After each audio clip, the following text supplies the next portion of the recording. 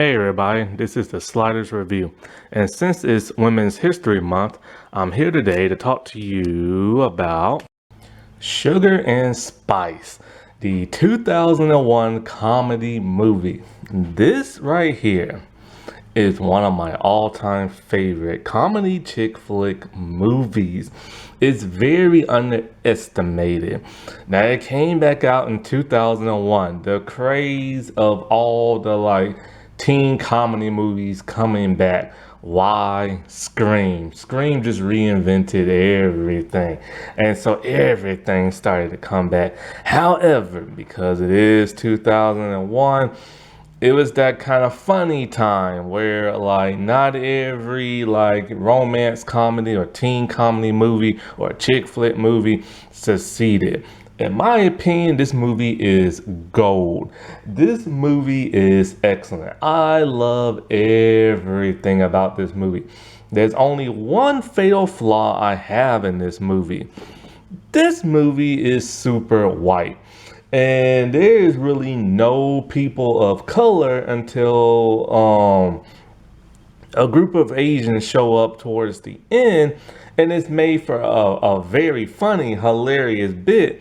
But it can look a little racist when they do show up and everything. However, in my opinion, it's just a commentary on American society. And so that's why it made it look funny, but I can see what some people might be offended by it. Oh, also another glaring downside is that because it is 2001, there are a good couple of homophobic slurs using this word over and over again. Sadly, it was just that time, you know what I'm saying? It was 2001 and it really sucks. But there's also a running gag of this one character where people assume he's super gay and everything because he is super flamboyant. But it turns out towards the end of the movie, he's actually straight. But you can't tell throughout the entire movie, he acts really, really, really gay. That part was kind of funny because it was a mislead. But at that same time, people do call him a lot of homophobic slurs and stuff. And also, sadly, they do use another slur to refer to a person who's mentally inept.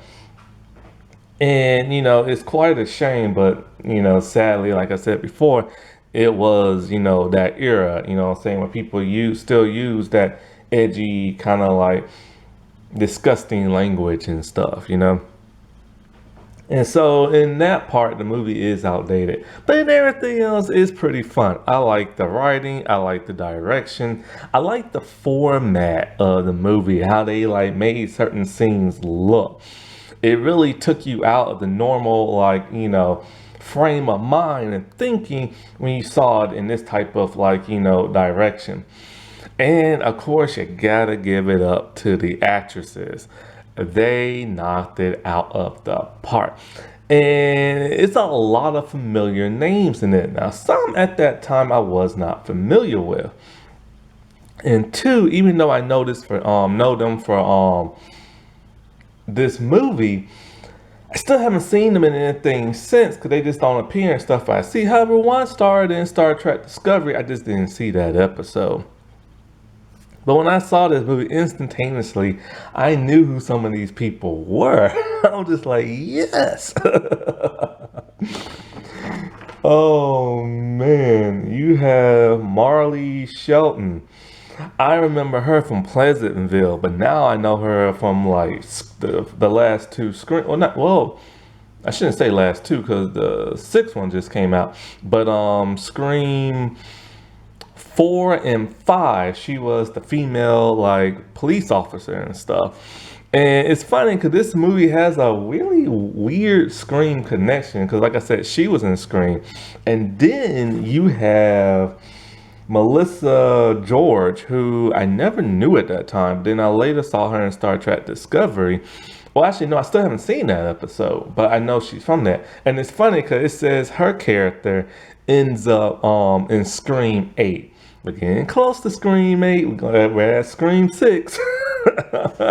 However, I think they got Scream mixed up with Scary Movie because when you look at the picture, all of the Ghostface look like Ghostface from Scary Movie and not that of Scream.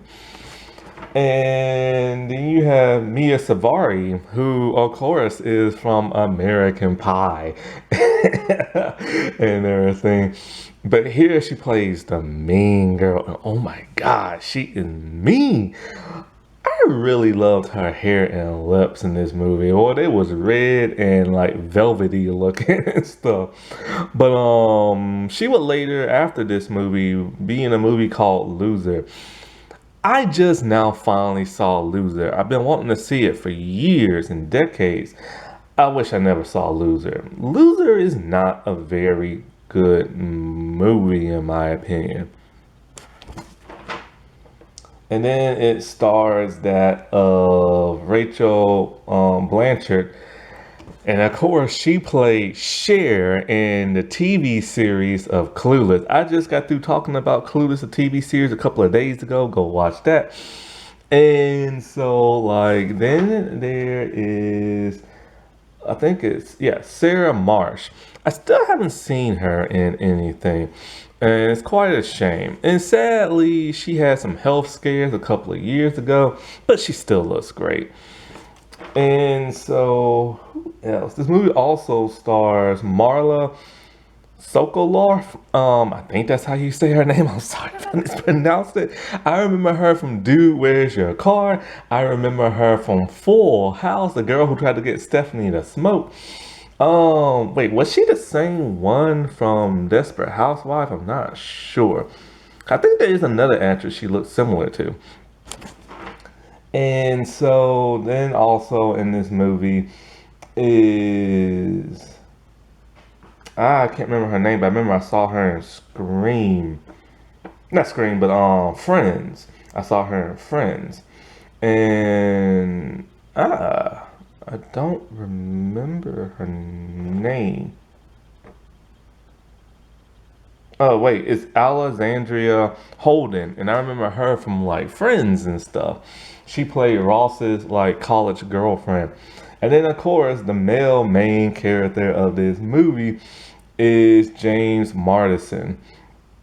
And I remember him as Cyclops and everything from the X-Men movies. So this is a huge teen like comedy where the teenagers are actually played by adults. You actually don't get the impression that they are teens. Like you just don't. Like you can clearly tell that they are in their 20s, which I actually prefer sometimes. That's what is the norm. But it would be nice if teenagers look like teenagers, but when they do, it's like, oh crap, dude, you're really short. And your acting's not all that great. And so this is one of the reasons why, adults play teenagers because they were better actors. And because of some of the material, you don't want a kid doing and saying. And so, like, this movie is underrated. Sadly, of course, it had mixed reviews at the box office. It's not really considered a box office hit because it barely made back its budget. And that's not even including advertisement.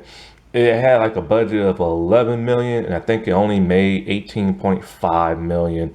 So yeah, it barely made it back. And but this movie is about a group of cheerleaders, right? And one of them gets knocked up and they decide, hey, let's rob a bank. That's what makes this movie so unorthodox. It's almost like this is a spoof of like cheerleader movies, bank robbing movies, and just high school comedy movies in general.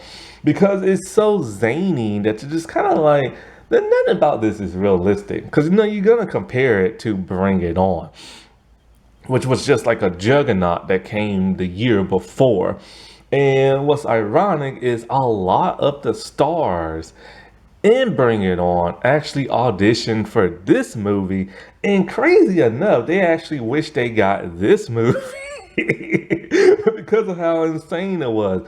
Gabrielle Union was one of those people who auditioned for this movie and said that her movie was a constellation prize.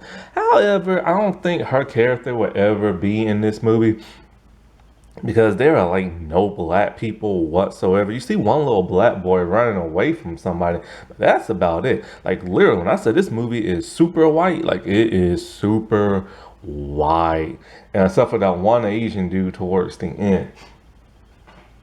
And sadly, that's just a product of Hollywood back in the day, and because there was really no representation of like any kind. And the little black boy who was running away, he was just like a regular student at the school, because they filmed in a real high school and stuff.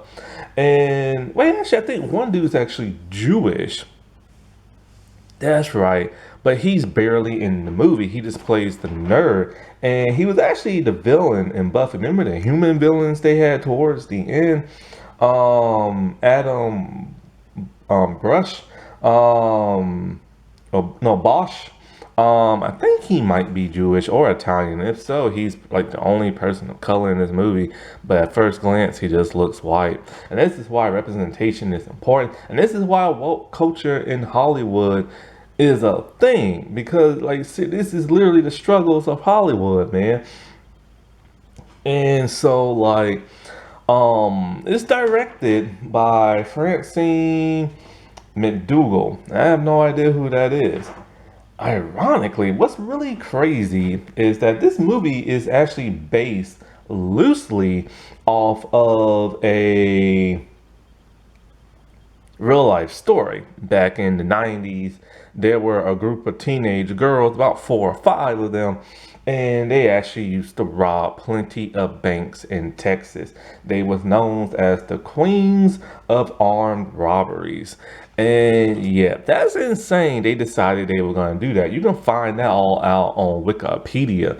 I'm just like, what? So most likely, Maria Savari said that if it wasn't for that real life event, they would have never made Sugar and Spice. However, the movie wasn't always called Sugar and Spice. It was actually called Sugar and Spice and Semi-Automatics.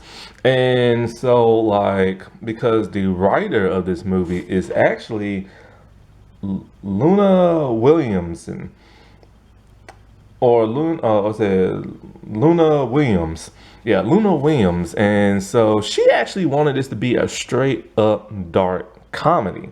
But they kept making revisions to the script because of the Columbine shooting at that time. And so she got so frustrated because her dark comedy with like she really wanted this really dark. So she got so pissed she had her name taken off the movie and instead used a synonym name, Mandy Nielsen and stuff. And so apparently her actual script is somewhere leaked online. I was on Reddit and somebody said it's on Google Drive. I didn't click on it, so I don't know. But one person desperately wanted to read the actual script of like the movie. And so they said it's a whole lot better than the actual movie. I don't know about that because this movie's pretty excellent. But a lot of people don't like this movie, but a lot of people do. And I remember when this movie, I was in college at some point in time and I saw this movie on USA TV Network. And I instantly just fell in love with it. Like, it's really a satire of like teen comedy movies and cheerleader movies. And so the dialogue is just crazy insane. And so like I remember I just recorded it on VHS, but I didn't record the whole thing. I just recorded like my favorite parts. And there's a lot of good parts in this movie. Like the doctor scene when she going to get a checkup on her baby and everything, and the ultrasound thing. That was really insane with the whole Appling Dumpling game part. Mia Savari cracked me up in this movie. I never seen her play like a bad girl. And then there was a scene where they had to like, go out to the bank robbery in the car and the brakes don't work. Oh, but there's so many other good hijinks, like the whole Papa Don't Preach Madonna thing in the restaurants and stuff. But what I was gonna say, um, crap, I lost my train of thought. 'Cause I was just thinking about those great parts in the movie. Oh, now I remember. So like I recorded it and I used to watch it over and over and over again. And so like I desperately wanted it on DVD. And so I'm like, when I was in college, I looked for it on DVD. It was near death impossible to find on DVD. I think I got it from Best Buy of all places. And I think what it was, I went to the actual store. That's what it was. It wasn't unavailable online. It was unavailable in the store, which I didn't understand why, because it recently had just came out. It's a really hilarious movie. It's a star-studded cast. And so I'm like, where is this movie at? So I would go to like Walmart and Target and all these and Best Buy inside the stores. And I could like never find it. I went to FYE and I could like never find it. So this was, I think, the first DVD I ever bought online. Because I could not find it in the stores. And somebody's all like, well, why don't you just buy it online? 'Cause I remember this one dude used to buy stuff online in high school all the time my senior year. And I had never bought nothing online then. And so I took a chance and I went to bestbuy.com and they had it at that time. And so I'm not sure if this movie's on streaming. If it's not, it should be. I know it is on YouTube, but you have to pay for it and stuff. So if you can find a copy of this movie, I suggest watching it. It is beyond hilarious and stuff. And it's really underestimated. Like, I guess people was expecting it to be like Bring It On, but it wasn't. Bring It On has had a lot of movies in its entries, all direct to DVD and streaming. I've only seen the first. I love the first. I am going to talk about the first very soon. I've never seen any of the other movies. I'm kind of scared because they're direct to DVD and you know how that is. But then the last entry, what the world were they thinking? I haven't seen it. I saw the trailer. It's direct to, not even direct to streaming. It came out on the Sci-Fi Channel of all places. And it's a horror movie. Bring It On, the horror movie. It's a slasher movie. And the trailer was so cringe. I'm just like, it's been nearly, I think it was nearly a decade since the actual last one came out on DVD. So who in the world wants to revisit that IP and everything? It's like let it rest or make it into a TV show, but don't make it into a slasher. And so yeah, with this movie actually does teach you a valuable like lesson. Is not to get knocked up in high school because you're gonna ruin your life. But because it's such satire, you really don't think of the important message it sends. It reminds me of House Party, the first movie. It tried to teach you a valuable lesson about the oppression of black people in America, and how we're viewed, and you know how cops just like target us and stuff. But it was done in such a satire kind of way that people forgot the message all entirely because it was too funny. And that's how this movie is. It deals in the hijinks of what happens when you fall in love with somebody, you're in high school, your senior year, and you get knocked up. Basically, it's not all like peaches and gummy bears and rainbows and everything, because eventually you gotta tell your parents, and you know they're not gonna be too happy about that. And then it weighs the option of what you do. Like Candace, the bad girl, suggested, hey, get an abortion. And of course, that was like the norm back then. And then the religious girl, God, what is the religious girl's name? Wow, I totally forgot. They call her Virgin Betty because there's a reason. And so like what is it? She tells her to keep it and she is gonna keep it. But it's like, you know, her and her boyfriend are now homeless because the parents have both kicked them out.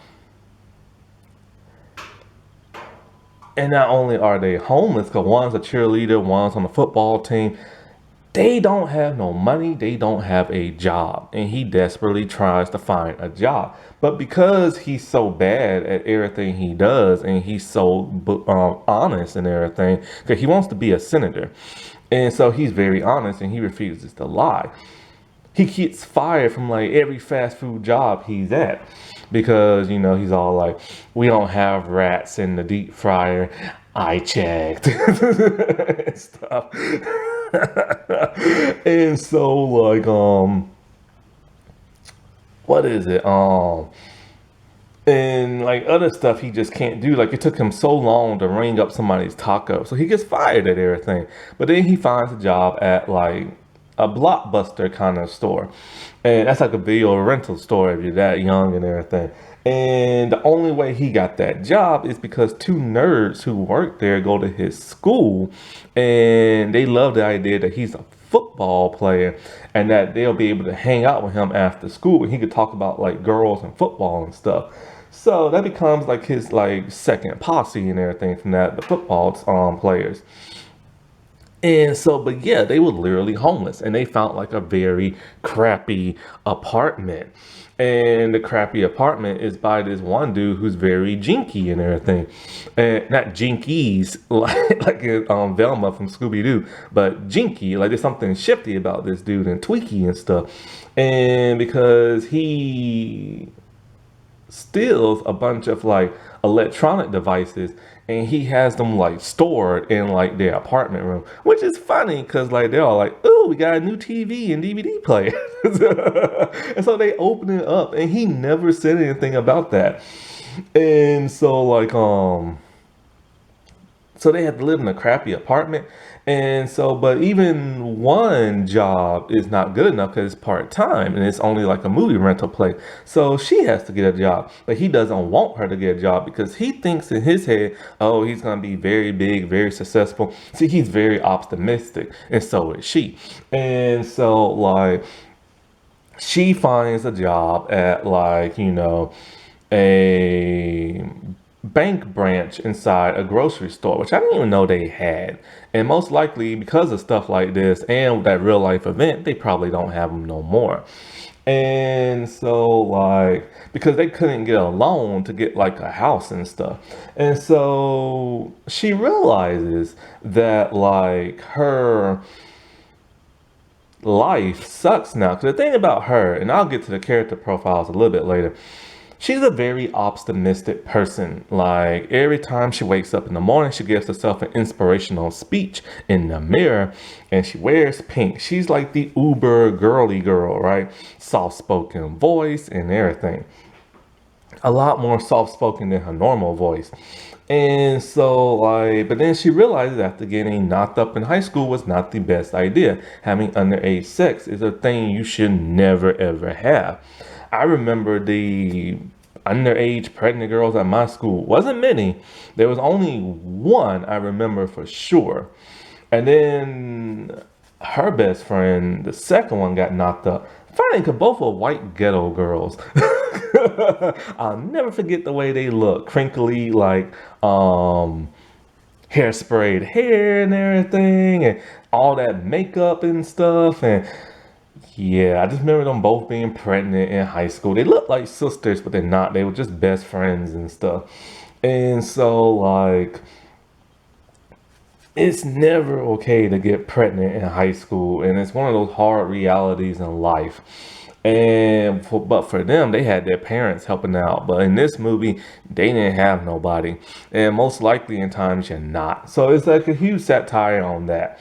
And so one day when she's like half asleep, well, she's asleep in her job, like the other girls wake up, plus you gotta remember the mood swings and the hormones and everything. She's very grumpy towards people and shouting at them now, and she's not the shouty type person. Like when Candace, the rebel girl, like shouts at people, she tells her you shouldn't say that and everything because like every bad thing you say to one person's gonna come back 3 times to you and everything. Like she's like the uber goody two shoes type girl, and she realized her life sucks now. Like one of the things that pisses her off that she bought some like really expensive like pants and she can't wear them no more because they're gonna get stretched out and she can't do cheers no more and do flips and cartwheels and stuff. And and then she has to do schoolwork on top of that and also work at a job and it just sucks and she starts to become like bummed out.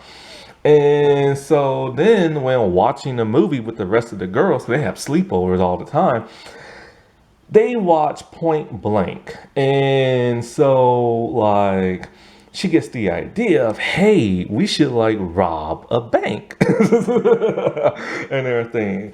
And some of the girls are like, no, we can't do that. Like, we'll get caught. And then, but Candace, the rebel, she's like, oh, I'm all in. Her mom's in jail anyway. And stuff. And so, like, so they devise a plan to like watch all the bank robbing movies and just do what they do and everything. And so that's what they do, and they use their cheerleading skills to like accomplish it and stuff. But there's always one catch after another. One, they have to keep it from that of her fiance. Now he's her fiance, he's about to marry her. And so like they watch it like a bunch of movies, and then the one girl, God, what is her name? It's not Chloe. It's not Candace. It's not Lucy. And man, what is her name?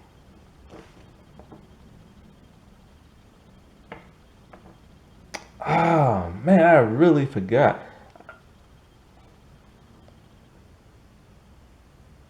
I think one's named Lisa. Um, Maybe that is it. I don't know. I have to look back. But the super religious girl, she watched the Apple Dumpling Game, and Candace is just kind of like, what in the? And she threw out some f bombs and some s bombs. So they do that a lot in this movie, and she's all like, why in the world would you watch a movie like that? She's just like furious, pissed off and mad, talking about like, she doesn't want to go to jail because somebody's only allowed to watch kiddie movies, because she's only allowed to watch G-rated movies because her family's super religious. And it causes them to get into like a huge fight in the hospital room and stuff. And it's funny because the religious girl actually gets the upper hand because she's taller and stuff. But while in like the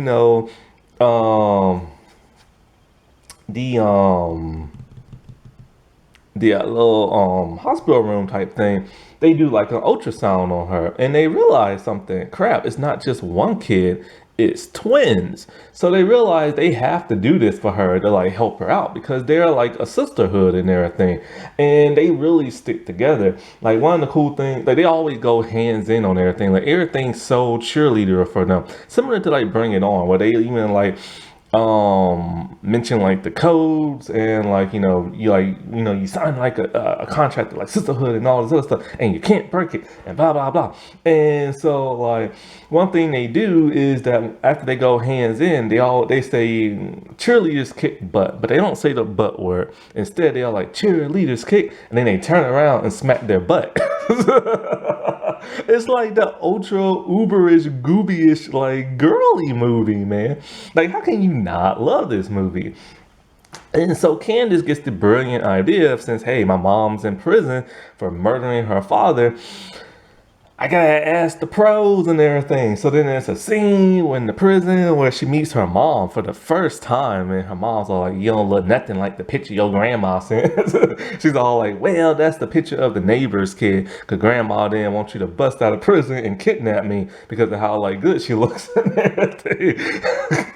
And then she tells her, my friend, Diane gets pregnant. So Diane's the pregnant one. I think no, Lisa is the one who narrates the movie. I gotta get to that later. So I do the character profiles because Lisa's a very interesting character. And so like what is it? So she tells her, Diane got knocked up, and she's like, oh, before you did, woohoo. She's like, yeah, the same thing I said. Because everybody thought Candace would be the one to get pregnant first because of how she lives. Because she lives with her grandma. Her grandma's like a smoker and all this other stuff, and they live off food stamps and everything like that. And so what is it? So they all the girls they go to prison. It's a funny prison scene. Like I gotta give it up to the wardrobe department. Like their cheerleader outfits looks cool, man. I remember back in the day when I was in middle and high school, boy, I used to love myself some cheerleaders and their outfits. It was just enough to make you like wonder and think, to use your imagination. And nowadays, even though cheerleaders don't turn me on no more, because I'm an older man now, and teenage girls just, I can't. If you watch my channel, you know I hate adults who prey on like teenagers and stuff. That's why I'm so sick and tired of it and like teen dramas. And so, but now it's like their outfits look hoochie mama-ish and stuff. And I'm just like, who would let you walk out in that? It's not even a skirt. It looks like a bikini and everything.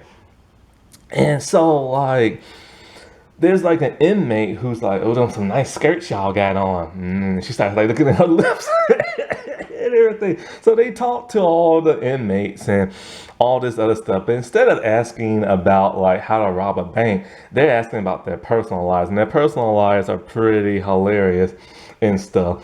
And so now they realize they gotta get guns. So they gotta get guns from this one dude who like works on like cars and siphon like gas and stuff like that. He's a bug zapper type dude, an exterminator, and he's a really disgusting dude, spitting and hawking and everything like that. But he's very sarcastic, and so like I need to wrap this up. This is like 30 minutes. And so like basically they don't have the money to like, get the guns. And so he's all like, they try to blackmail him. He's like, well, I'm just gonna have to kill you then. And everything. 'Cause he's talking about you selling guns to minors.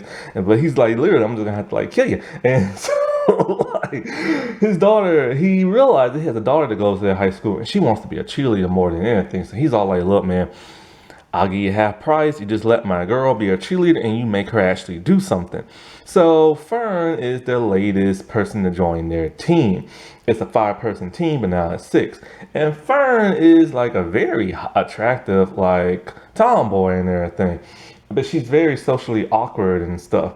And so they don't want her to join. So they try to steal the money themselves by stealing lunch food money and stuff. But they realize it ain't gonna be enough when they fake a scene. Basically, they have Candace pretend like she's choking on food.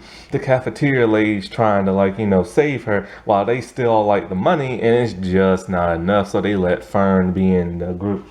And so like teaching her how to cheer is very, very difficult because she don't know what to do. But she learns very quickly. And so like, and she impresses everybody at like the little Christmas cheer thing they do. Well, that Christmas outfit looks so cute.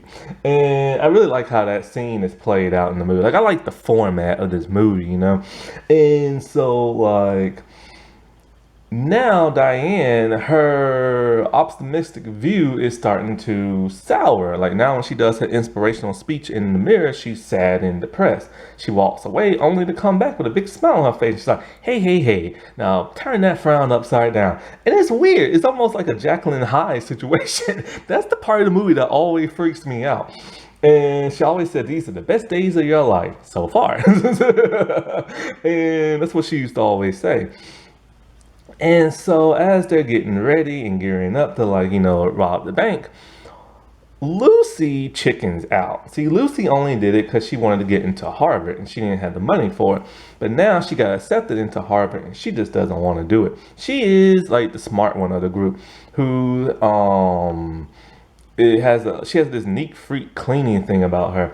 And so they're pissed and, they want her to, join them, but she won't. So they're going to have Fern step in for her. And what's so funny is that they're wearing like, very patriotic, like cheerleader outfits, but with a Betty doll face, mask. And so they look really weird. And the Betty masks are very creepy looking. So it's a hilarious scene where they need a getaway car, but Jack, the boyfriend, sold his car so he could buy Diane a ring. And so like there's a scene where they're all coming in like the exterminator van, which is pretty a giveaway, you know. But it's their getaway vehicle, and Candace is waiting to get picked up, and she just hears a horn honking, and everybody has a scared look on their face. They're all like, "You have to jump in the car because the brakes don't work." So she's running beside the car, and Fern's like trying to slow down the best she can, but she's all like, "Oh my god, like what the heck?" And they're all like, "You have to jump in, or we're gonna run you over." And then so when she finally gets in and they drive to the place, of course they can't stop. So they're swerving and everything, and they swerve so much that Chloe asks, "Does anybody have a change of underwear?" So they all dolled up and they're getting ready to rob the bank. So they're going in the back and they realize Chloe, no, not Chloe, Cleo, like Miss Cleo. Okay, like Cleopatra. So Cleo, not Chloe, Cleo. Cleo is super strong, and she breaks like the handle off the door. So they're about to like screw it. This is a sign we need to leave. But then all of a sudden, Lucy shows up dressed like Bob Dole. What the world? Now, if you don't know who Bob Dole is, he's a former senator, and I believe he's passed away now. He was a former Republican senator who ran for the presidency against Bill Clinton, and he always had a pen, I believe, in his left hand. And this was because he's a former military vet, I believe, and his hand got decapitated, I believe, and so he has a prosthetic hand and he has a pen in it. And I always wonder back in the day when I was like a kid or teenager when he ran, I was like, why is this dude always holding a pen? Needless to say, he did lose and everything because of course Bill Clinton ran for 2 terms, and after that he just faded away, like you never heard from him again. And I believe he died a couple of years ago. I'm not sure. Either he died or he had a health scare. I can't remember which one, and I'm not in front of a computer right now. And so now they have to go through like the front door and everything. And so the bank branch that they're gonna rob from is of course the one Diane works at. And so, cause this is how she's able to map out everything in like, you know, the grocery store. So they go in and everything looks normal. It looks like they finna have like a presentation, like a little skit they finna put on for everybody until they whip out their assault rifles. And their assault rifles are actually, see, when they got their guns from Fern's dad, they're all in pieces and everything. So they had to like duct tape them together and super glue them together and all kind of stuff. And so they're falling apart in their hands. And so like um what is it? And so it makes for a hilarious bit because Lisa there, I don't know, I'm gonna get into the character profiles in a second. And so they can't decide if they want everybody to get on the floor or they want everybody to go about their business. And they're all like, okay, well, you just robbing the bank. Can't we just do what we want to do? So it's like, well, sure. But then they realize, well, this ain't going to work. So they make everybody go on the floor. And so they do their cheerleader moves to like, you know, take out like the camera and stuff like that. Everything is planned out. And so they steal the money because what's the name knows the combination thing to it. And so as they're about to leave, some things they start to mess up with. Like, a pom-pom string comes from their like shoe. Diane takes off her mask to like, you know, throw up because she's pregnant. And because they all have pregnant bellies on them, so they won't give Diane away. But then in comes this hillbilly redneck dude with a knife, and he's all like, "Ain't no Betty doll gonna tell me what to do, no siree, Bob." And he's all like, something, something, you don't steal from the good old US of A." And then he charges at them, and the girls get very frantic, and for whatever reason, the religious girl pulls the trigger and there are actually live rounds in the gun, and they didn't know that. And Fern's all like, yeah, sometimes when they take guns off the corpse, they still have the live rounds in them. So they got away with everything. So they're at home, they're hearing about their robbery, they think they're celebrities now. They're washing the money that has throw up on it, and they have tons and tons of money, and they're happy. This is where all the cameos come from. Jerry Springer's in this. Kirk Lauder's in this from MTV. People being interviewed about like what happened at the bank thing. This is where the racism come in with the Dips on Charlie dude. So basically, there's like this Asian dude who works at a restaurant, and one of the girl who was a cashier at the grocery store is all like, I think it was an Asian gang because they tend to be very bendy, flexible type people and acrobatic and everything. So this calls the white cops to find every Asian person in town and arrest them. So there's like a funny phone bit where where Candace calls Diane. She's all like, because somebody ratted them out, but they don't know it was Lisa. And so Lisa's part of the B squad cheerleader group, and these girls are part of the A squad. And so Candace all like, it was Lucy. Lucy ratted us out to the cops and blah, blah, blah, blah, and stuff like that. I'm gonna F her up. So then, like, you know, so then Diane gets a call from, I think, Lucy. And Lucy's all like, you know, oh no, she gets it from the religious girl, and then the religious girl's like freaking out and everything, like, we're all going to hell.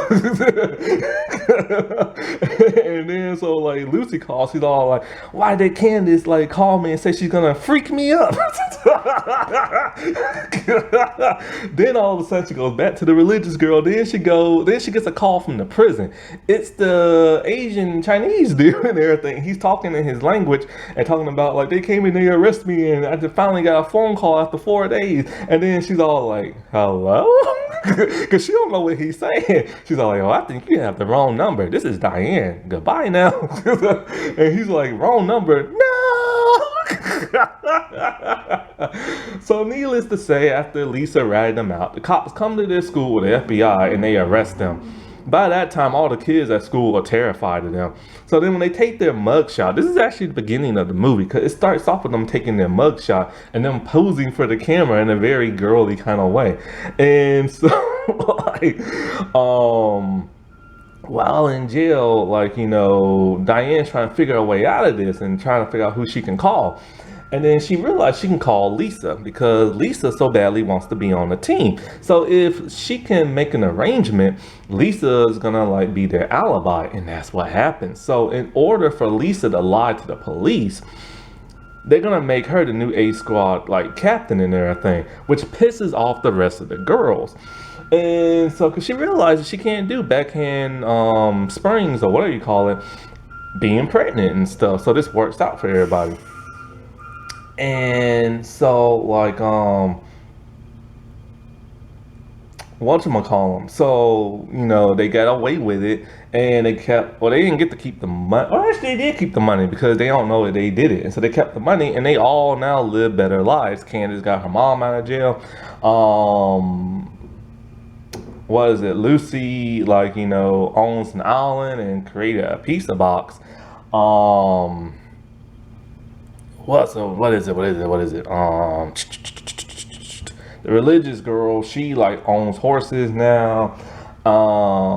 Cleo met Conan O'Brien as a gag about that, and she's in the Scream 8 movies and a movie star. And Diane, she graduated and made sure no other cheerleader could be pregnant again and have to go through what she did, so she made a scholarship. And Jack, her husband, has become senator. So let's get into some character profiles.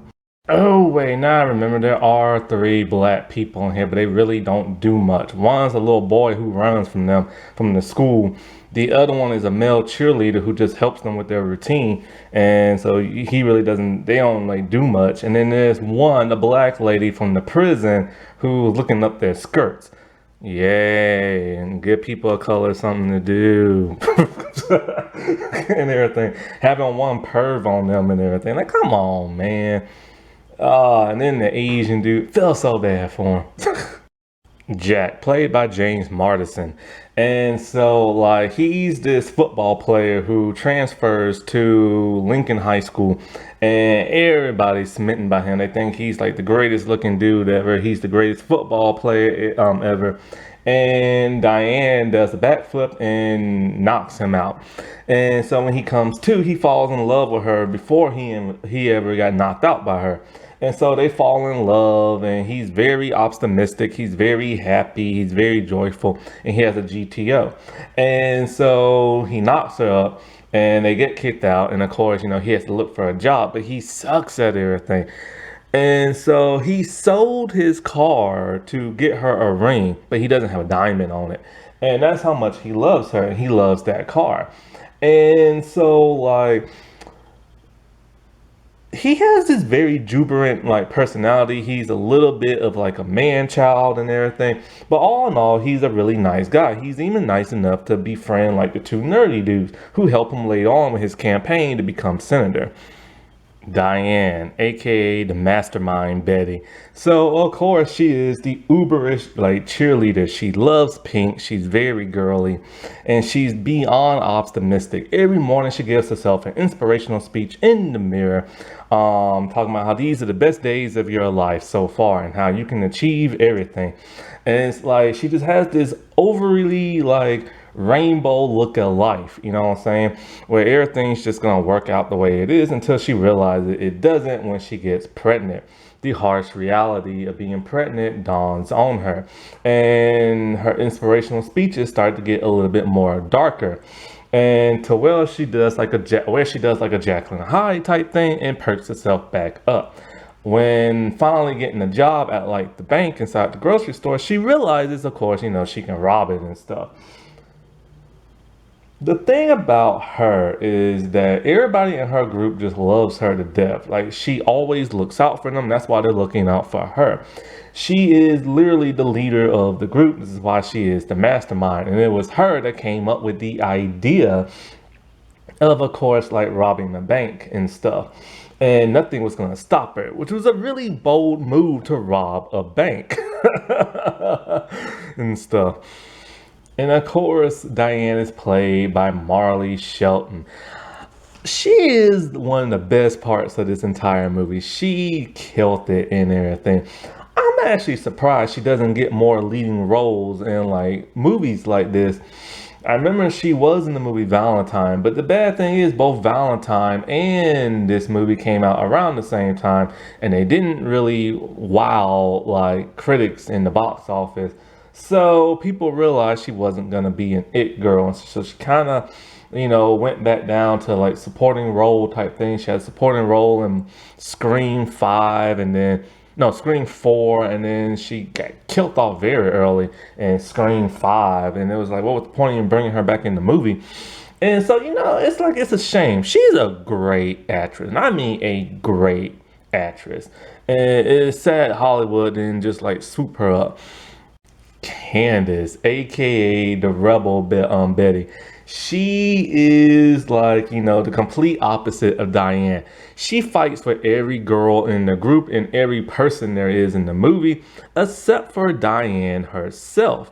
It's weird. It's kind of like a iCarly Sam situation. Sam will be rude to everybody else on the show except for Carly and stuff. I don't know why it is. Maybe she sees her as like, it can't be the boss figure because they oppose authority and everything. Maybe it's because they both treat them very well and they treat them like normal people despite how like, rough they can be around the edges. She cusses like a sailor. She lives with her grandmother who smokes to death. Her mom is played by Sean Young, and her mom killed her father at 3 months pregnant because her father cheated on her and stuff. And so when Diane comes up with the idea to rob banks, she's all in no matter what. Like, she would do whatever she has to do for Diane. And her biggest nemesis is that of Lucy and that of Hannah. Hannah is the religious girl, that's it. And so I just got to think Hannah Montana, even though she is not a virgin. And stuff. And so, like, let's see who else. Let's get to actually Hannah herself. Oh, and of course, what's her name? Candace is played by Mia Savari. Hannah is the super, super, super religious girl.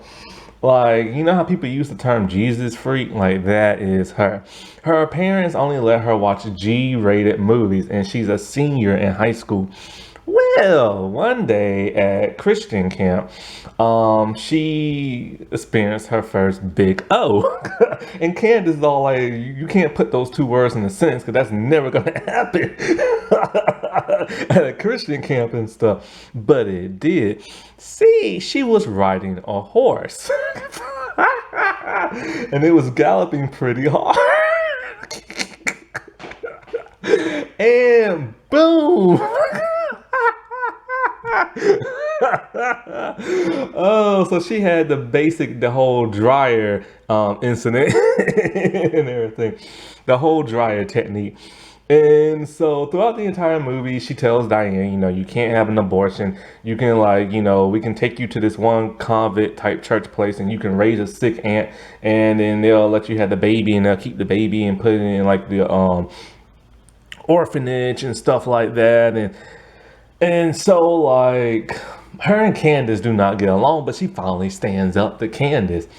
Like, when Candace makes fun of her for watching G-rated movies, she tells her, parents only give rules to kids they love. And of course, since her mom's in prison and never met her, this pisses off Candace to where Candace smacks her and everything.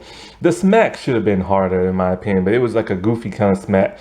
And I guess because Candace really didn't want to hurt her that much, And so, but she gets the upper hand on Candace because she's taller. So she's able to, deflect her with just, one hand and everything until the pigtails get pulled. And she wears pigtails throughout the entire movie.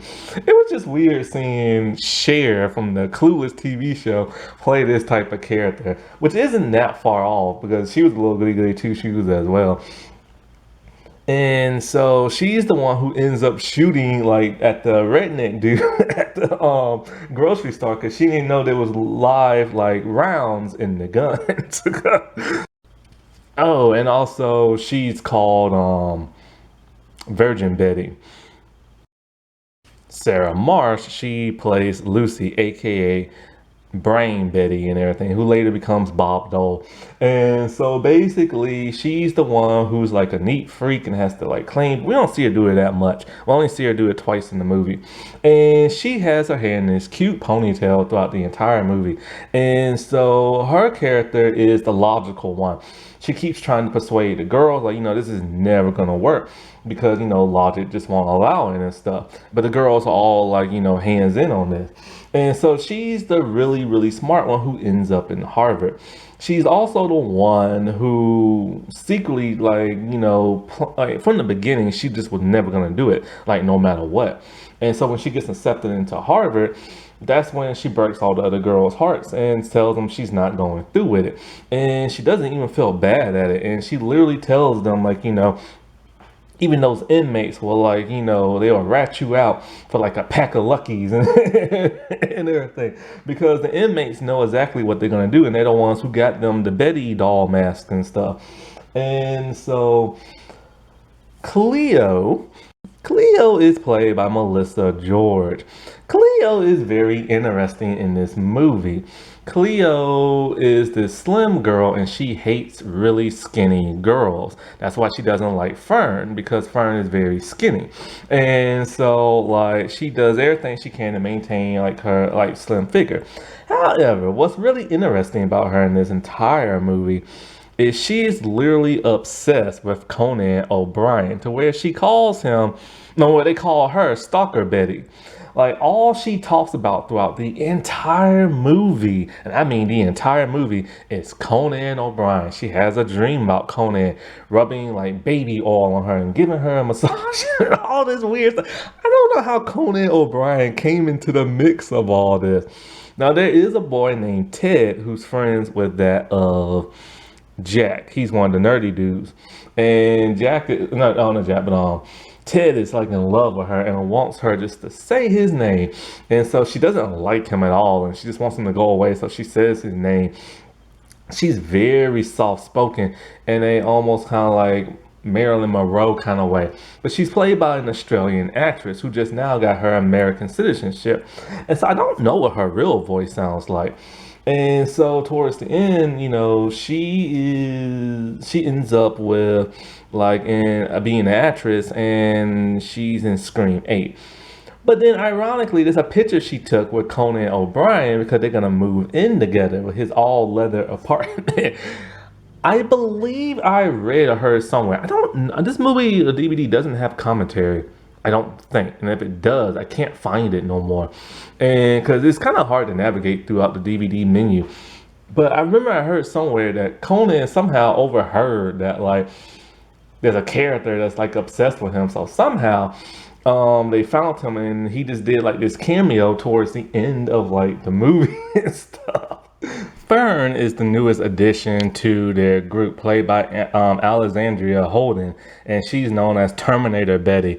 Basically, she's like super hot, like tomboy type girl who dad puts her to work on like engines and all kind of other things, and she always has to like siphon off like the cyanide cap, and she's siphoning stuff, and so she always smells bad. And so she starts off kind of like with her head down, kind of like awkward a little bit, but actually she's actually a really kind-hearted, sweet person who fits into the group very well, but she doesn't say much.